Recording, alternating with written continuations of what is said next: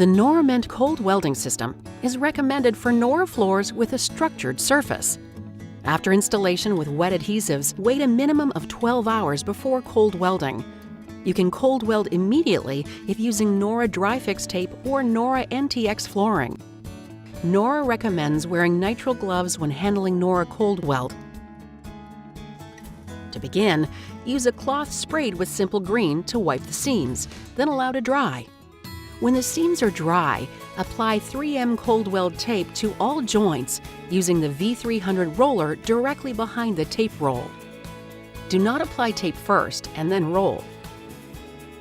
Next, groove the seams with a mechanical joint cutter or hand grooving tool, ensuring all grooves are clean. The depth of the groove must be a minimum of 1.5 millimeters with a width of about 2.5 millimeters. For vertical seams, a small, bendable straight edge can be helpful during the trimming or grooving process.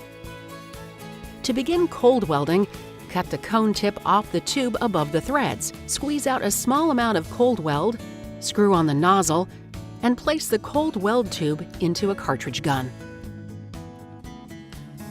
Then, inject the nora cold weld into the groove, without gaps, until a small bulb develops above the seam about the size of a heat weld rod.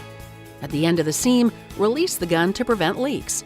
You must remove any nora cold weld tracked or spilled on the flooring using 70% isopropyl alcohol and a clean cloth, because cleaning at a later stage may not be possible.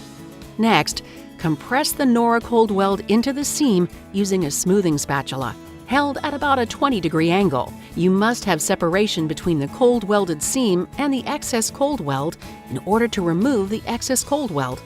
3M cold weld tape allows you to peel off and remove excess cold weld immediately, or you can allow it to dry. When cold welding norament tiles, the best method is to weld all north to south seams one day, then all east to west seams the following day.